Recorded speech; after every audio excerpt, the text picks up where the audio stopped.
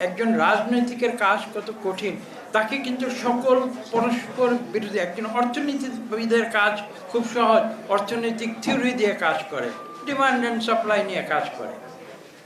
এখন যদি একজন রাজনীতিক বলে যে আমি ডিমান্ড অ্যান্ড সাপ্লাই দিয়ে বাংলাদেশের অর্থনীতির সমস্যা সব সমাধান করে, এটা কিন্তু ভুল হবে। রাজনীতি কিন্তু সেভাবে করে না। সেই ডিমান্ড সাপ্লাইয়ের সঙ্গে মানুষের ওই যে একটু আগে বলা হয়েছে আবেগ, সেই আবেগের সঙ্গে সংমিশ্রণ ঘটিয়ে কিন্তু অর্থনীতির সমস্যা রাজনীতিকে সমাধান করতে হবে। কাজে সেই কারণে রাজনীতিকের কাজটি কিন্তু অনেক কঠিন। এবং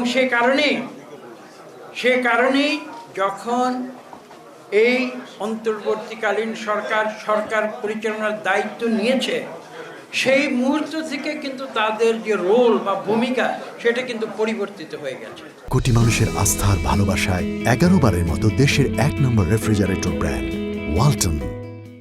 আমি এটা বিশ্বাস করি না যে এই অন্তর্বর্তীকালীন সরকার যেদিন তাদের দায়িত্ব গ্রহণ করেছে তার আগের মুহূর্তের যে আবেগ, সেই আবেগ আর দায়িত্ব গ্রহণ করার পরে এই সরকারের যে আবেগ, সেই দুটি কখনো এক হতে পারে না।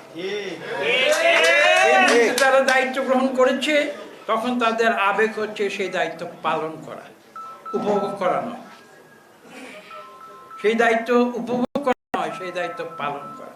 এবং দায়িত্ব পালন করতে গেলে কিন্তু অনেক কঠিন কাজ করতে হয়। এখন আমি যেমন বলেছি যে আমি একজন রাজনীতিক হিসাবে শুধু আমি যদি ব্যবসায়িক যে সম্প্রদায় তাকে যদি আমি সন্তুষ্ট রাখি, তার ট্যাক্স আমি সব কমিয়ে দিলাম, আর যে দরিদ্র গ্রামের কৃষক তাকে আমি সন্তুষ্ট রাখতে পারলাম না, তার ট্যাক্স বাড়িয়ে দিলাম, কারণ আমার তো টাকা লাগবে, আমি একজনের ট্যাক্স কমিয়ে দিলে আরেকজনের ট্যাক্সও বাড়াতে হবে। আমি যদি এভাবে কাজ করি তাহলে কিন্তু একজন রাজনীতিক ব্যর্থ হবে।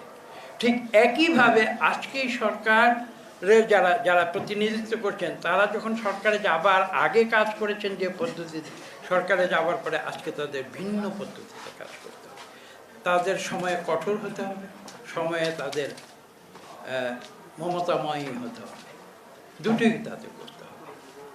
সরকারে যাবার আগে কিন্তু এই ভূমিকা তাদের ছিল না, এটা তাদের বুঝতে হবে তাদের কাজটি কী, দায়িত্বটি কী।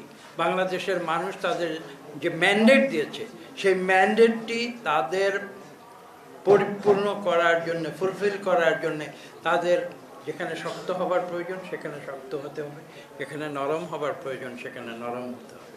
এবং পাশাপাশি আমি এ কথাটিও আজকে স্পষ্ট করে বলে দিতে চাই, তারা কিন্তু কোনো পক্ষপাতিত্ব করতে পারবেন না। যে মুহূর্তে তারা পক্ষপাতিত্বে চলে যাবেন তখনই কিন্তু তাদের কার্যপদ্ধতি ব্যর্থ হয়ে যাবে।